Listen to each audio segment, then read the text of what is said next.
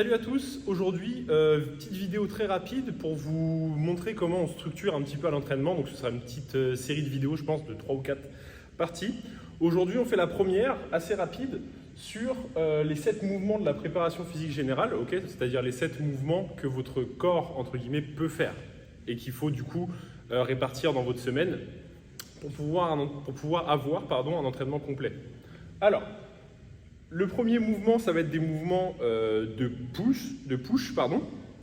Donc le premier mouvement, ça va être des mouvements de poussée, donc de poussée horizontale ou verticale. Okay, par exemple, développé couché, pompe, développé militaire, tout ce genre de mouvements. Les mouvements de poussée, ça va venir travailler vos pectoraux, vos épaules et vos triceps.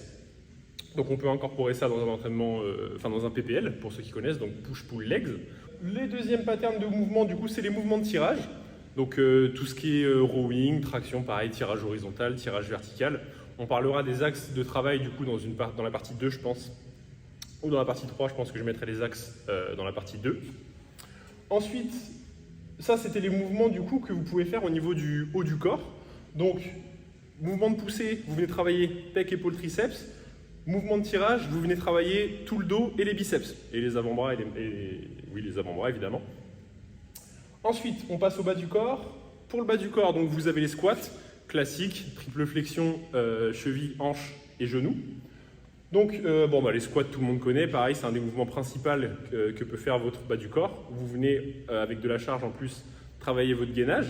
Donc pareil, vous venez travailler mollet, ischio, fessier, quadriceps. Ensuite, pour le hinge.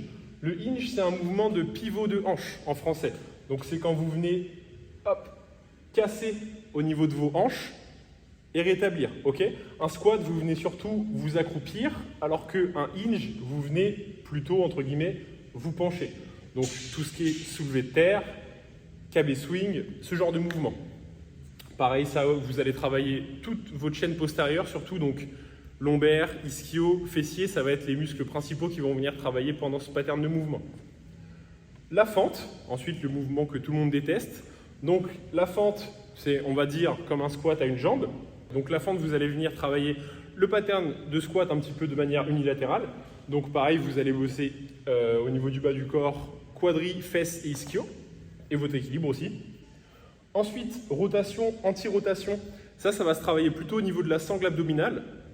Donc tout ce qui est landmine rotation, je vous montrerai des exercices.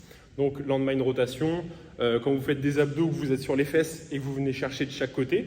Tout ça, c'est des mouvements de rotation. Mouvement de anti-rotation, c'est vous allez prendre une charge externe qui est censée venir vous faire bouger et vous allez résister à cette charge. Donc admettons, vous prenez un élastique qui vous tire du côté droit et vous essayez de venir résister du côté gauche. Ça, c'est des mouvements d'anti-rotation. Ça va venir travailler toute votre sangle abdominale et vos muscles stabilisateurs. Et ensuite, en dernier, la locomotion. Donc la locomotion, c'est tout ce qui est au niveau de déplacement. Donc par exemple, les farmer carry, vous prenez 2 poids dans les mains et vous allez venir marcher. J'en fais pas mal, moi, du sandbag carry. Donc vous allez prendre un gros sac de sable que vous portez et vous allez venir vous déplacer avec. Le sled, donc c'est le petit traîneau que vous venez pousser ou tirer, ça pareil, ça rentre dans la locomotion. Donc là, vous avez tous les patterns de mouvement que votre corps peut faire et vous allez essayer de les répartir équitablement dans votre semaine. Très très simple, si vous vous entraînez, il n'y a pas grand monde je crois qui s'entraîne 7 jours sur 7, mais ce serait hyper simple à faire, 7 mouvements, vous faites tous les jours un pattern de mouvement.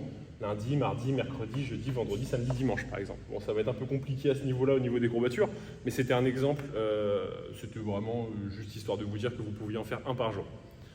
Voilà, ça c'était tout pour la vidéo du jour. Vraiment extrêmement rapide, on rentrera un peu plus complètement dans la structure de l'entraînement. À la fin de la série, je vous montrerai comment façonner et mettre tout ça dans votre semaine. Donc voilà, pour aujourd'hui, ce sera tout pour cette vidéo. J'espère que ça vous a plu. Laissez un petit like, un commentaire et abonnez-vous. Salut!